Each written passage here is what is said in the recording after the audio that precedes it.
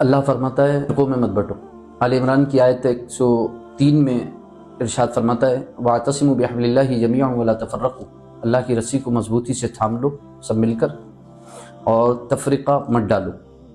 آیت 105 میں فرماتا ہے وَلَا تَكُونُوا كَالَّذِينَ تَفَرَّقُوا، ان لوگوں کی طرح مت ہو کہ جو آپس میں متفرق ہو گئے، جو فرقوں میں بڑھ گئے۔ اللہ کے رسول صلی اللہ علیہ وسلم ارشاد فرماتے ہیں میری امت کے 73 فرقے ہوں گے۔ تو قرآن کہتا ہے فرقوں میں مت بٹو، تفریقہ مت ڈالو۔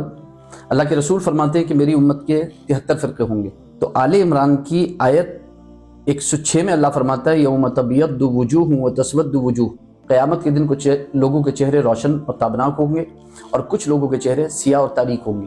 وہ کون ہوں گے؟ ابن عباس کی صحیح حدیث ہے اور ابو سعید خدری اور ابن عمر کی مرفوع حدیث میں موجود ہے، جن کے چہرے روشن اور تابناک ہوں گے وہ اہل سنت والجماعت ہوں گے، اور جن کے چہرے سیاہ اور تاریک ہوں گے وہ اہل بدعت و دلالت ہوں گے۔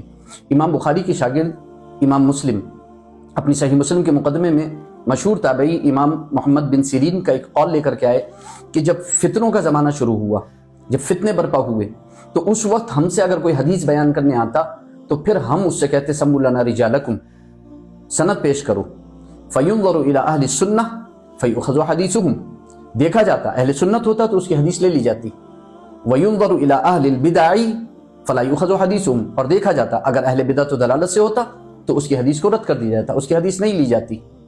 اللہ کے رسول نے بھی فرمایا ما انا علیہ واصحابی، جنتی فرقہ ناجی فرقہ 73 میں سے وہ ہے جس پر میں اور میرے صحابہ ہیں، اور اس کا نام سورہ آل عمران کی آیت 106 کی تفسیر سے ہمیں اہل سنت والجماعت ملتا ہے، اور یہی محدثین نے نام استعمال کیا ہے اور یہی 1400 سال سے نام استعمال ہوتا چلا جا رہا ہے۔ تو اہل سنت والجماعت ہی ناجی فرقہ ہیں، اس لیے آیت کا مطلب یہ ہے، فرمان الہی کا مطلب یہ ہے کہ فرقوں میں مت بٹو، صرف اہل سنت والجماعت میں رہو، کسی جماعت میں مت جاؤ۔